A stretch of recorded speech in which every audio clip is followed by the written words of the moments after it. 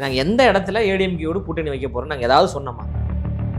இல்லை நாங்கள் வந்து ஏடிஎம்கேயோடு கூட்டணி வைத்தால் ஏடிஎம்கே எங்களோடு வருமா? இல்லை எங்கள் தலைவருடைய தலைமை ஏற்றுக்கொண்டு எடப்பாடி பழனிசாமி வருவாரா? ஆனால் நாங்கள் கூட்டணியை உருவாக்குவது உறுதி, ஆட்சியிலும் பங்கு அதிகாரத்திலும் பங்கு கொடுப்பது உறுதி, அதில் எந்த மாற்று கருத்துமே கிடையாது. எங்கள் தலைவர் தான் முதலமைச்சர் வேட்பாளர், எங்கள் தலைவர் தான் முதலமைச்சராக வர வேண்டும் என்று தான் நம்ம வியூகங்கள் அமைத்து அதற்கான பணிகளை செய்து கொண்டு அதற்கான வேலைகள் நடந்து கொண்டிருக்கு. அப்போ தமிழக வெற்றி கழகம் என்பது அடுத்த கட்ட பயிற்சிகளை நோக்கி அணிதிரள ஆரம்பித்து விட்டோம். அதனால் எந்த இடத்துலையுமே நாங்கள் வந்து ஏடிஎம்கேயோட கூட்டணின்னு நாங்களும் சொல்லலை, தாவேக எங்களோட கூட்டணி தான் என்று ஏடிஎம்கேயும் சொல்லலை. நாங்கள் தமிழ்நாட்டு மக்களோடு கூட்டணி, தமிழ்நாட்டு மக்களை நம்பி தான் எங்களுடைய அரசியல் பயணம் இருக்குது. மக்கள் எங்களை கைவிட மாட்டார்கள் என்கின்ற நம்பிக்கையோடு எங்களுடைய அரசியல் பயணம் இருக்குது. அது 2026 என்பது ஒரு நல்ல காலமாக எங்கள் தலைவர் தளபதியின் காலமாக அமையும் என்பதில் எந்த மாற்று கருத்து கிடையாது.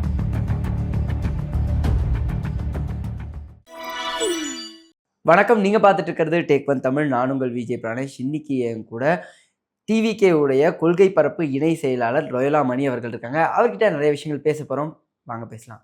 வணக்கம். வணக்கம் பிரதர். பல கேள்விகள் முன்னாடியிலேருந்து அவர் மேலே முன் வச்சுட்டு இருந்தாங்க, விஜய் அவர்கள் மேலே. ஏன் வந்து யாரையும் குறிப்பிட்டு பேச மாட்டேங்கிறாரு, ஏன் யார் பேரையும் சொல்ல மாட்டேங்கிறாரு, பயமா, பல கேள்விகள் இருந்தது. இந்த தடவை நடந்த விஷயத்தில் எல்லாத்தையும் ஓப்பனாக பேசிட்டாரு. ஏன் ஹால் கொடுக்கலங்கிறத முதற்கொண்டு ஓப்பனாக அந்த ஸ்டேஜ்லேயே சொல்லிட்டாரு. இந்த மாற்றத்துக்கான காரணம் என்ன? மெயினாக அவர் எல்லா விஷயத்தையும் சோஷியல் மீடியாவில் பேசப்படுற எல்லாத்தையும் கவனிக்கிறாரு. அவர் ஆரம்பத்திலிருந்தே திமுகவையும் பிஜேபியும் தான் சொல்லிட்டு இருக்கிறாரு. தலைவர் வந்து ஒரு நாகரிகமான அரசியலை முன்னெடுக்கணும்னு நினைக்கக்கூடிய ஒரு நபர். அப்போ வந்து எதிராளிகளுடைய பெயரை வந்து நாகரிகமாக சொல்லணும் என்கின்ற அடிப்படையில் அவர் சொன்னார். இதை புரிந்து கொள்ளாதவர்கள் உடனே என்ன பண்ணிட்டாங்க, எங்கள் பேர் சொல்கிறதுக்கு வந்து அவர் பயப்படுறாரு, அவர் வந்து அச்சப்படுறாரு, நாங்கள் வந்து இப்படி அப்படின்னு ரொம்ப ஓவராக பில்டப் கொடுத்தாங்கல்ல. அதை உணர்ந்து கொண்டு எங்கள் தலைவர் வந்து நான் யாருக்கும் பயப்பட வேண்டிய அவசியம் கிடையாது, அதனால நீங்கள் என்ன பேர் தானே கேட்குறீங்க, இந்தா வச்சுக்கோங்க, நானும் பேர் சொல்கிறேன் அப்படின்னு பிஜேபி திமுக என்று அவர் சொல்லிட்டாரு. ஆனால் இந்த ஸ்பீச்சில் நிறைய இடத்துல வந்து ஒரு சினிமேட்டிக் விஷயங்களும் வந்து தானே இல்ல அப்படி பார்க்கணும் இல்ல அதானே சொன்னாங்க. இப்போ போஸ் வெங்கட்னு ஒருத்தர் இருக்கிறாரு, திமுக கட்சியை சார்ந்த முன்னணி தலைவர்கள் பலர் வந்து திமுகன்னு பேர் சொல்ல மாட்டேன்றாரு, பிஜேபின்னு பேர் சொல்ல மாட்டேன்றாரு, அச்சப்படுறவர் எதுக்கு அரசியலுக்கு வரணும் அப்படின்ற மாதிரிலாம் பேசினாங்கல்ல. அப்போ அவர் ஸ்டைலில் சொல்றாரு, லியோவை பார்க்கணும் நீங்க ஆசைப்படுறீங்களா, இந்தாங்க பிஜேபி திமுகன்னு பேரை சொல்றாரு. புரியுதுங்களா? அதாவது எங்களுடைய எதிரில் இருப்பவர்கள் தான் தீர்மானிக்கிறார்கள் நாங்கள் எது போன்ற வார்த்தைகளை பயன்படுத்த வேண்டும் என்று. அப்போ எதிரில் இருக்கக்கூடிய ஆளுங்கட்சி பல அடக்குமுறைகளை கொண்டு வராங்க. ஒரு பொதுக்கூட்டம் நடத்த முடியல, ஒரு பொதுக்குழு நடத்த முடியல, 2ஆம் ஆண்டு நிகழ்வு நடத்த முடியல, ஒரு மாநாடு நடத்த முடியல, கட்சி நிகழ்வு எதுவுமே நடத்த முடியல, ஒரு நலத்திட்ட உதவிகள் நடத்த முடியல. வந்து கோடை காலம், வெயில் உச்சத்தில் இருக்குது, ஒரு தண்ணீர் பந்தல் திறக்க முடியல, மக்களுக்கு வந்து ஒரு குளிர் சாதனம் சார்ந்த பொருட்களை கொடுக்க முடியல, பல நெருக்கடிகள். அப்போ இதெல்லாம் எங்கள் தலைவர் பார்க்குறாருல, அப்போ பேச வேண்டிய ஒரு சூழலுக்கு எங்கள் தலைவர் தள்ளப்படுறாருல. அந்த ஒரு கோபத்தினுடைய ஒரு வெளிப்பாடு தான் வந்து அந்த பொதுக்குழுவில் எங்கள் தலைவர் பேசினார். சினிமாலேருந்து பாலிடிக்ஸ் வரும்போது அந்த தாக்கம் இருக்கும். எப்படி இந்த இன்ஸ்டா ஃபாலோவர்ஸ் எல்லாம் சினிமாவுக்கு வந்தால் பெரிய வெற்றிவாங்க நம்பி வருவாங்களோ, அது மாதிரி தான் இதுவும் இருக்குது. எப்படி அங்கே வந்து சினிமாவும் அதுவும் வேறையோ, அது மாதிரி தான் சினிமாவும் பாலிடிக்ஸ் வேற. இந்த கருத்தை எப்படி பார்க்குறீங்க? இதை பற்றி என்ன சொல்லுங்கள்? அதாவது ஒவ்வொருத்தருக்கும் ஒவ்வொரு கருத்து இருக்குங்க. நம்ம இதை எப்படி பார்க்குறோம் அப்படின்னா, எம்ஜிஆர் அவர்கள் எதுலேருந்து வந்தார்? சினிமாலேருந்து வந்தார். வெற்றி பெற்றாரா இல்லையா? ஐயா கேப்டன் விஜயகாந்த் அவர்கள் எதுலேருந்து வந்தாங்க? சினிமாலேருந்து வந்தார். வெற்றி பெற்றாங்களா இல்லையா? எதிர்கட்சி வரைக்கும் போனாங்களா இல்லையா? எங்கள் தலைவரும் சினிமாவிலிருந்து வராங்க, மிகப்பெரிய ஒரு வெற்றியை பெறுவாங்க. அந்த வெற்றி பெறுவதற்கு உண்டான சூழல்கள் எல்லாம் எங்களுக்கு சாதகமாக இருப்பதால் தான் ஆளுங்கட்சி எங்களை முடக்குது. நீங்கள் ஒவ்வொரு தடவை உதாரணம் எடுக்கும் போதும் எம்ஜிஆர் அவர்களை ஒரு உதாரணமாக எடுத்துடுறீங்க. யாராவது ஒருவர் வந்து இந்த மாதிரி வந்து ஏமாந்துருக்காங்கப்பா. இப்போ சிரஞ்சீவி அவர்களும் அங்கே மிகப்பெரிய ஒரு ஸ்டார் தான், பல வருஷங்கள் அங்கே எத்தனை வெற்றி கொடுத்தாருன்னு தெரியும். அவரை கம்பேர் பண்ணும்போது அது எப்படி கம்பேரிசனாக வரும்? எங்கள் தளபதி அவர்கள் மக்களோடு இருந்தாருங்க, மக்களின் துயரத்தில் இருந்தாருங்க. பல இயற்கை பேரிடர்கள் ஏற்படுகின்ற பொழுது களத்தில் இறங்கி உதவி செஞ்சிருக்கிறாரு. சுனாமி பேரிடர் காலகட்டத்தில் எங்கள் தலைவர் நேரடியாக சென்று மக்களுக்கு பல உதவிகளை செய்திருக்காரு. கஜா புயல், ஒக்கி புயல், வர்தா புயல் போன்ற பல புயல்கள் ஏற்பட்டு மக்கள் மிகப்பெரிய இன்னல்களுக்கு உள்ளாகின்ற பொழுது எங்கள் தலைவர் அவர்கள் பல உதவிகளை செய்திருக்கிறாரு. மக்களோடு மக்களாக தான் இருக்கிறார். அவர் எந்த இடத்துலையுமே அந்நியப்பட்டு இல்லை. அவர் நேரடியாக சினிமாவில் இருந்தெல்லாம் குதிக்கலை. நான் தான் திரும்ப சொல்கிறேன், ரசிகர் மன்றமாக இருக்கின்ற பொழுதே அதை நற்பணி மன்றமாக்கி மக்களுக்கு பல நலத்திட்ட உதவிகளை செய்தவர். அண்ட் தமிழக வெற்றி கழகத்துலேருந்து ஆர்ஜே நந்தினி அவங்கள பற்றி ஒரு நியூஸ் வந்து ரீசெண்டாக வெளியாக இருந்தது. அதை நீங்கள் பார்த்துருப்பீங்கன்னு நினைக்கிறேன். அதை பற்றி உங்களுடைய இல்லை, அதற்கு வந்து மறுப்பு தெரிவிச்சும் ஒரு வீடியோ வெளியிட்டு இருந்தாங்க. இது வந்து பொய்யான அவதூறு, என் மீது வந்து புகார் தெரிவிச்சங்களே வந்து நாங்கள் வந்து தவறுதலாக இது பண்ணிட்டோம், காழ்ப்புணர்ச்சியின் அடிப்படையில் தான் நாங்கள் இதெல்லாம் பண்ணோம் அப்படின்ற மாதிரியான சில ஆவணங்கள்லாம் வெளியிட்டு அதே ஆர்ஜே நந்தினி அவர்கள் வந்து மறுப்பு வீடியோலாம் வெளியிட்டிருக்கிறாங்க. நான் ஆரம்பத்தில் சொன்ன பாருங்க, அவதூறுகளையும் ஆபாசத்தையும் எதிர்கட்சிகளின் மீது திணிப்பது தான் திமுகவினுடைய வேலை. அந்த அடிப்படையில் எங்கள் கட்சிக்காக இயங்கக்கூடியவர்கள், எங்கள் கட்சிக்காக பேசக்கூடியவர்கள், செயல்படக்கூடியவர்களை மக்கள் மத்தியில் ஒரு அவதூறாக சித்தரிக்கக்கூடிய வேளையில் திமுக கட்சியும் அதனுடைய கூலிப்படைகள், அதாவது சமூக வலைதள கூலிப்படைகளும் செயல்பட்டு கொண்டிருக்குது. அதையெல்லாம் எங்கள் தோழர்கள் நாள்தோறும் முறியடித்து கொண்டு தான் இருக்கிறோம். அதனால் அவதூறுகள் வரதான் செய்யும் பொது வாழ்க்கையில், அதை தவிர்க்கவே முடியாது. அதையெல்லாம் கடந்து மக்கள் பணியை நாங்கள் சிறப்பாக செய்து கொண்டு தான் இருக்கிறோம். அப்போ அந்த விஷயத்தில் எந்த ஒரு உண்மையும் இல்லைன்னு நினைக்கிறேன். அது ஒரு அவதூறுங்க. அவங்களே வீடியோ வெளியிட்டாங்களே. அதாவது யார் மீது குற்றச்சாட்டு வந்ததோ அவர்களே வந்து முறையான ஆவணத்தோடு வெளியிட்டிருக்கிறாங்க. இதுக்கும் எங்களுக்கு எந்த சம்மந்தம் கிடையாது, இது ஒரு பொய்யான ஒரு குற்றச்சாட்டு, வேண்டுமென்றே அவதூறு பரப்புறாங்கன்னு அவங்களே சொல்லியிருக்கிறாங்க. அதுக்கு நான் என்ன கருத்து சொல்ல முடியும்? அதே மாதிரி போஸ் வெங்கட் அவர்கள் பேசும்போது அந்த மன்னராட்சி அப்படிங்கிற விஷயத்தையும் குறிப்பிட்டுட்டே இருந்தார்.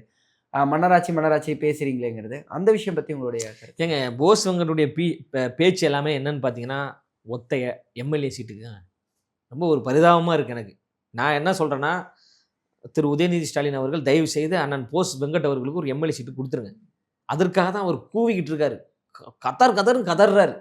நாள்தோறும் எங்களுக்கு எதிராக பேசுவதற்கு காரணம் என்னன்னா, 2026 ஒரு சீட்டு கொடுத்துட மாட்டாங்களான்ற ஒரு ஏக்கம் தான். வெக்கமே இல்லாமல் இது மன்னராட்சி தான், நாங்கள் மன்னராட்சி செய்வதில் பெருமை கொள்கிறோம்னு பேசுகிறாரே, அவமானமா இல்லையா போஸ் வெங்கட் அவர்களுக்கு? கேவலமாக இல்லை? மிக கொடிய ஒரு பாசிச ஆட்சிங்க. பொய்யான வாக்குறுதிகளுங்க.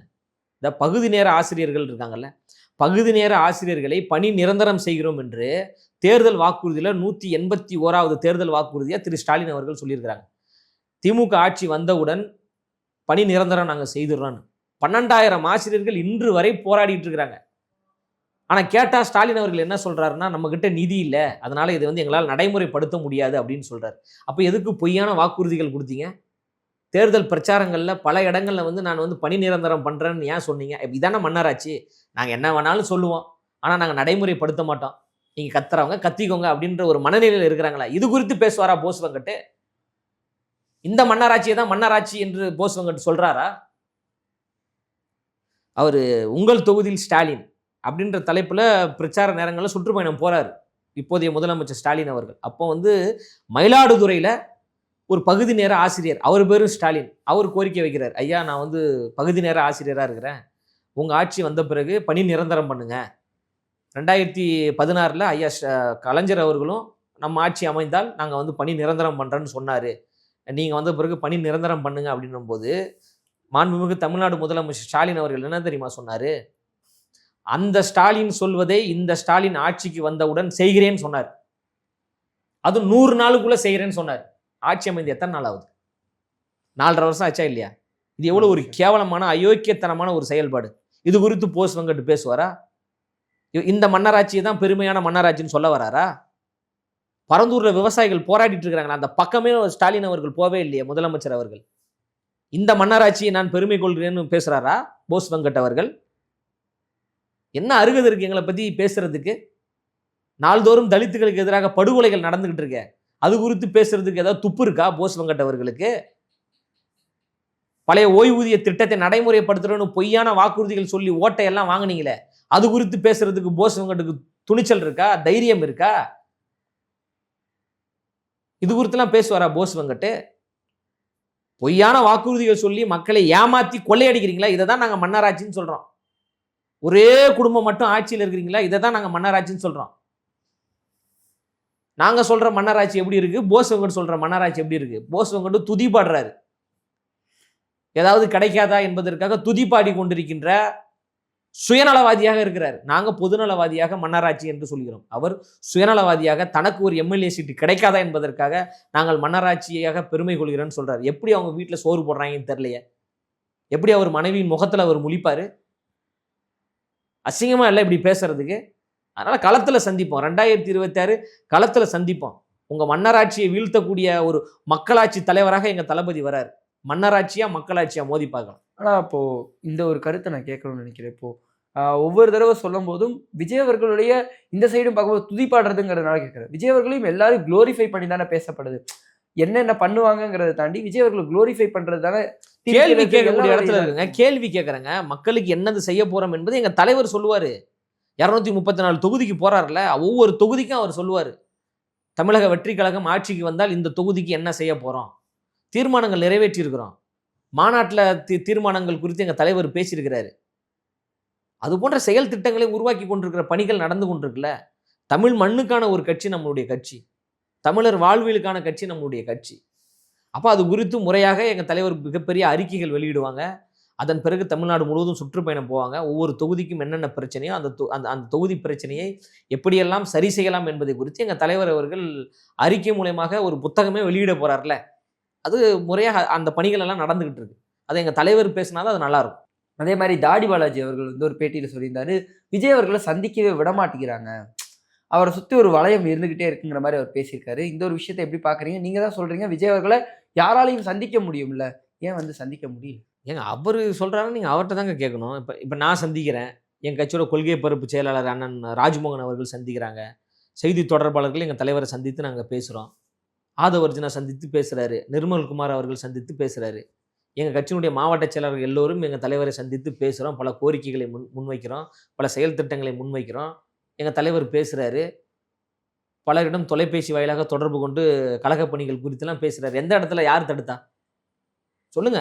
இல்ல பாலாஜி அவர்கள் சொல்லும் போது பொதுச் செயலாளர்கள் அவர் ஏதோ ஒரு காழ்ப்புணர்ச்சியின் அடிப்படையில் பேசுவாருங்க. ஏதாவது பதவி எதிர்பார்த்திருப்பாரு, பதவி கிடைக்காமல் இருந்திருக்கலாம், அதனால அவர் பேசுவார். கட்சிக்கு உழைக்கிறாங்கல்ல, உழைத்து கொண்டு பல வழக்குகளை வாங்கி கொண்டு பல நெருக்கடிகளை சந்தித்து கொண்டு திமுகவினுடைய அடாவடித்தனத்தை எதிர்கொண்டு பல அடக்குமுறைகளை எதிர்கொண்டு பணி செய்யக்கூடிய எங்களுக்கு தெரியாத எங்க தலைவர் சந்திக்கிறாரா இல்லையான்னு அவர் சொல்றதெல்லாம் ஒரு கருத்துன்னு சொல்லிட்டு நீங்க கேள்வியா கேக்குறீங்க.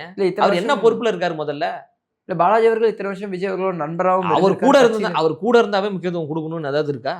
என்ன செஞ்சிருக்கீங்க? முதல்ல மக்களுக்கு என்ன செஞ்சிருக்கீங்க? தமிழக வெற்றி கழகத்திற்கு என்ன உழைத்திருக்கிறீர்கள் அப்படின்ற ஒரு கேள்வி இருக்குல்ல பிரதர். அதாவது பொது வாழ்க்கை என்பது பொறுமையில் இருக்கு. பொது வாழ்க்கையில் பொறுமை ரொம்ப ரொம்ப முக்கியம். பொறுத்தார் பூமி ஆழ்வார்ன்ற பழமொழிகள்லாம் இருக்குல்ல. வந்த உடனே வந்து பதவி வாங்கணும், பெரிய இடத்துக்கு போகணும்லாம் எதிர்பார்க்க முடியாது. கட்சிக்காக உழைக்கணும்ல. ஒவ்வொருத்தருக்கும் பொறுப்பு கொடுத்துருக்காங்கன்னா அவங்களுக்கு பின்னாடி பல ஆண்டுகால உழைப்பு இருக்குங்க. இந்த பொது வாழ்க்கையில் அவர்களை தயார்படுத்தி பல பிரச்சனைகளை எதிர்கொண்டு பல தியாகங்கள் செஞ்சுருக்கிறாங்கள. எந்தெந்த நேரத்தில் எது எது நடக்குமோ அதை தான் பண்ண முடியுமே. நீங்கள் வந்த உடனே ஒரு உச்சத்துக்கு போகணும், அவர் வந்து மீடியாவில் உட்காந்து பேசுகிறாரு அப்படின்னா அவர் எவ்வளோ ஒரு ஆர்வ கோளாறாக இருக்கான்னு பாருங்கள். ஒரு பிரச்சனையை எப்படி கையாள்வது என்பதே ஒரு பெரிய தலைமை பண்புங்க. அதை எப்படி பேசி புரிய வைக்கணும், உங்களுக்கு யார் நெருக்கடி கொடுத்தா, சும்மா 19 பேசிட முடியாதுல்ல. யார் நெருக்கடி கொடுத்தா? நாளைக்கு நீங்கள் வாங்க, பனையூர் அலுவலகத்துக்கு கூப்பிட்டு போகிறேன், எந்த இடையூறும் கிடையாது, எப்போ வேணாலும் எங்கள் பொதுச் செயலாளரை சந்திக்கலாம், என்ன கோரிக்கை வேணாலும் முன்வைக்கலாம். எங்கள் பொதுச் செயலாளர் தலைவரிடம் கூப்பிட்டு போகிறாரு. நாளைக்கு நான் உங்களை கூப்பிட்டு போகிறேன், வாங்க, நீங்கள் வாங்க, கேமராமேன் தம்பி வரட்டும், அந்த தம்பி வரட்டும், நீங்கள் எத்தனை 10 பேர் கூட வாங்க, நான் கூப்பிட்டு போகிறேன் பனையூர் அலுவலகத்துக்கு. எந்த இடத்துல யார் தடுக்கிறாரு நீங்களே அதிகாரப்பூர்வமாக பாருங்கள். யாரும் தடுக்க மாட்டாங்க. இது ஒரு ஜனநாயக கட்சிங்க. பிறப்புக்கும் எல்லா உயிருக்கும் என்கின்ற ஒரு சமத்துவத்தை நிலைநிறுத்தக்கூடிய ஒரு கட்சிங்க. பட் இந்த மாதிரி ஒவ்வொருத்தர் இதுக்கு முன்னாடி அவதூறுகள் அதாவது அவதூறுகளை சண்டை மாதிரி தெரியும்ல. கட்சி சண்டைலாம் எதுவுமே கிடையாதுங்க. அவர் என்ன பொறுப்புல இருக்கிறாருன்னா நான் கேட்குறேன், என்ன போஸ்டிங் கொடுத்துருக்கோம் கட்சியில்? தாடி பாலாஜி என்கின்ற ஒரு நபருக்கு நான் இது வரைக்கும் அவரை நேரில் பார்த்ததே கிடையாது, ஒரு முறை கூட நான் பார்த்தது கிடையாது. அவருக்கு என்ன பொறுப்பு கொடுத்துருக்கோம் கட்சியில்? ஏதாவது பொறுப்பு கொடுத்துருக்குறோமா? ஏதாவது பொறுப்பு கொடுத்து அவர் ஏதாவது விமர்சிக்கிறாருன்னா ஏதாவது உட்கட்சி பிரச்சனைன்னு சொல்லலாம். உங்களுக்கு தான் கட்சியில் எந்த பொறுப்புமே கிடையாது.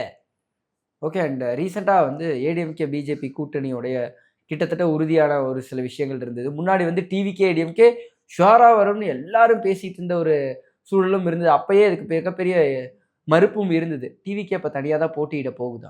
இல்லை, நாங்கள் எந்த இடத்துல ஏடிஎம்கேயோடு போட்டியிட போகிறோம்னு நம்ம சொன்னோம். எந்த இடத்துலையும் சொல்ல, பட் பெரிய டாக் அது உங்ககிட்டே கூட. அது அவங்க பேசினா நம்ம என்ன பண்ண முடியும்? இப்போ நீங்கள் பேசுனீங்க, நான் என்ன பண்ண முடியும்? நாங்கள் பிரைமரி ஃபோர்ஸ்ன்ட்டோம். எங்கள் தலைவர் தான் முதலமைச்சர் வேட்பாளர், எங்கள் தலைவர் தான் முதலமைச்சராக வர வேண்டும் என்று தான் நம்ம வியூகங்கள் அமைத்து அதற்கான பணிகளை செய்து கொண்டு அதற்கான வேலைகள் நடந்து கொண்டிருக்கு. நாங்கள் எந்த இடத்துல ஏடிஎம்கேயோடு கூட்டணி வைக்க போகிறோம் நாங்கள் ஏதாவது சொன்னோமா? இல்லை நாங்கள் வந்து ஏடிஎம்கேயோடு கூட்டணி வைத்தால் ஏடிஎம்கே எங்களோடு வருமா? இல்லை எங்கள் தலைவருடைய தலைமை ஏற்றுக்கொண்டு எடப்பாடி பழனிசாமி வருவாரா? இது போன்ற ஒரு கேள்வியெல்லாம் இருக்குல்ல. ஆனால் நாங்கள் கூட்டணியை உருவாக்குவது உறுதி, ஆட்சியிலும் பங்கு அதிகாரத்திலும் பங்கு கொடுப்பது உறுதி, அதில் எந்த மாற்று கருத்துமே கிடையாது. அதற்கான வேலைகள் நடந்துகிட்டு இருக்கு, அதற்கான வியூகங்கள் நடந்துகிட்டு இருக்கு, அதற்கான செயல் திட்டங்கள் நடந்துகிட்டு இருக்கு. இப்போ பூத் கமிட்டி மாநாடுக்கான வேலைகள் நடந்துகிட்டு இருக்கு, தலைவருடைய சுற்றுப்பயணத்திற்கான வேலைகள் நடந்துகிட்டு இருக்கு. இப்போ நாளைக்கு கூட தமிழ்நாடு முழுவதும் நம்ம கட்சி சார்பாக ஆர்ப்பாட்டம் பண்றோம், வக்ஃபு சட்ட மசோதாவை கண்டித்து. அது இஸ்லாமியர்களிடையே ஒரு பிரிவினையை ஏற்படுத்தக்கூடிய ஒரு சட்டமாக இருக்கு.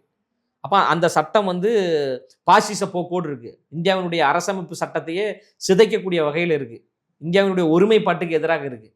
அப்போ அதை வந்து ஒன்றிய அரசு திரும்ப பெற வேண்டும் என்று தமிழ்நாடு முழுவதும் 234 தொகுதிகளிலையும் நாளைக்கு மிகப்பெரிய அளவில் கண்டன ஆர்ப்பாட்டம் நம்ம பண்றோம்.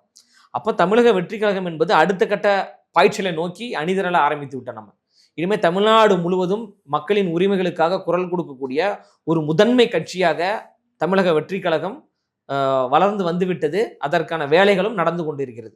அதனால எந்த இடத்துலையுமே நாங்கள் வந்து ஏடிஎம்கேயோட கூட்டணின்னு நாங்களும் சொல்லலை, தாவேக எங்களோட கூட்டணி தான் என்று ஏடிஎம்கேயும் சொல்லலை. நாங்கள் தமிழ்நாட்டு மக்களோடு கூட்டணி, தமிழ்நாட்டு மக்களை நம்பி தான் எங்களுடைய அரசியல் பயணம் இருக்குது. மக்கள் எங்களை கைவிட மாட்டார்கள் என்கின்ற நம்பிக்கையோடு எங்களுடைய அரசியல் பயணம் இருக்குது. அது 2026 என்பது ஒரு நல்ல காலமாக, எங்கள் தலைவர் தளபதியின் காலமாக அமையும் என்பதில் எந்த மாற்று கருத்தும் கிடையாது. நீங்கள் சுற்றுப்பயணம் பற்றி சொல்லிட்டு இருந்தீங்க, ரீசெண்டாக நீங்கள் பேசும்போது சொல்லியிருந்தீங்க அவர் சீக்கிரம் வந்து கூடிய விரைவில் பிரஸ்ஸையும் சந்திப்பாருன்னு. அதை சந்திக்க போறாரா? ஏன்னா எல்லாரும் மெயினாக வைக்கப்படுற கேள்வியாக தான் இருக்குது, விஜய் அவர்களால் பிரஸ்ஸை சந்தித்து பேச முடியுமான்னு தான். நீங்கள் முடிவு பண்ணக்கூடாதுங்க, அவர் சந்திப்பாரா சந்திக்க மாட்டாரா, பேசுவாரா பேச மாட்டாரான்ற நீங்கள் முடிவு பண்ணக்கூடாது. இப்போ எல்லாரும் அதானே சொன்னீங்க, இவர் அரசியலுக்கே வரமாட்டாருன்னு சொன்னீங்களா இல்லையா, சொன்னாங்களா இல்லையா? தமிழக வெற்றி கழகம் என்கின்ற ஒரு கட்சியை உருவாக்கி அரசியலுக்கு வந்தாரா இல்லையா? கொடியே அறிவிக்க மாட்டார் அப்படின்னு சொன்னாங்களா இல்லையா? அழகா கொடி அறிவிச்சாரா இல்லையா? கட்சி கொள்கை கோட்பாடு எதுவும் கிடையாதுன்னு நீங்கள் கட்சிக்கான கொள்கைகள் கோட்பாடுகளை அறிவிச்சாரா இல்லையா? 5 கொள்கை தலைவர்களை அறிவித்தாரா இல்லையா? மிக பிரம்மாண்ட மாநாடை நடத்தினாரா இல்லையா? 10,000 பேர் தான் வருவாங்க அப்படின்னு பல பேர் விமர்சிச்சிங்க. 12 லட்சம் பேர் அந்த மாநாட்டுக்கு வந்தாங்களா இல்லையா? 2ஆம் ஆண்டு கூட்டத்தை நடத்தினாரா இல்லையா? பொதுக்குழுவை நடத்தினாரா இல்லையா? 120 மாவட்டங்களாக பிரித்து 120 மாவட்ட செயலாளர்களை நியமித்தாரா இல்லையா? 28 அணிகளை உருவாக்கி அணிகளுக்கு உண்டான பொறுப்பாளர்களை நியமிக்கக்கூடிய வேலைகள் நடக்கிறதா இல்லையா? பரந்தூருக்கு போனாரா இல்லையா? கள்ளக்குறிச்சிக்கு போனாரா இல்லையா? மக்களை சந்தித்தாரா இல்லையா? இந்த பொதுக்குழுவில் போட்டு பொலன்னு பொலந்தாரா இல்லையா? மாநாட்டில் தளபதி பேசிய 45 நிமிஷ உரை என்பது மிகப்பெரிய ஒரு தாக்கத்தை ஏற்படுத்தியதா இல்லையா? திமுக இன்று வரை கதறி கொண்டிருப்பதற்கான காரணம் என்ன? அப்போ நீங்க எதெல்லாம் வந்து அவர் செய்ய மாட்டாருன்னு சொல்றீங்க, அதையெல்லாம் எங்க தலைவர் செய்து கொண்டே இருக்கிறார். நீங்க தான் சொல்றீங்க அவர் முதலமைச்சரே ஆக மாட்டாருன்னு சொல்றீங்க, முதலமைச்சர் ஆயிடுவார். அப்போ பத்திரிகையாளரே அவர் எந்த இடத்துல சந்திக்க மாட்டாருன்னு சொன்னாரு, எந்த இடத்துல அவர் பயந்தாரு? அவர் ஏற்கனவே பல முறை பத்திரிகையாளர் சந்திப்புலாம் நடத்தியிருக்கிறாரு. பத்திரிகையாளரே மிக எளிதாக அணுகக்கூடிய ஒரு தலைவர் தான் அவர். அழகாக இயல்பாக பேசக்கூடிய ஒரு தலைவர் தான். எல்லாத்துக்கும் பொறுத்திருந்து பாருங்கன்னு நம்ம சொல்கிறோம். இப்போ மாநாட்டுக்கு முன்பு கூட அவர் பத்திரிகையாளர் எல்லாம் வர வைத்து அவர் பேசுவார். மக்கள் பிரச்சனை குறித்து அவர் பேச தான் போகிறாரு. அதனால் எந்த இடத்துலையுமே வந்து நாங்கள் பத்திரிகையாளரை வந்து புறக்கணிக்கிறோம், நாங்கள் பேச மாட்டோம்லாம் எங்கள் தலைவர் எந்த இடத்துலையுமே சொல்லலை. அதற்கான காலங்கள் இருக்குல்ல, கட்சியினுடைய உள்கட்டமைப்பு வேலைகள் நடந்துகிட்டு இருக்குல்ல, அதெல்லாம் முடிந்த பிறகு சுற்றுப்பயணத்திற்கு முன்பு எங்கள் தலைவர் வந்து பத்திரிகையாளரை சந்தித்து உறுதியாக பேசுவார். அதில் எந்த மாற்று கருத்தும் கிடையாது.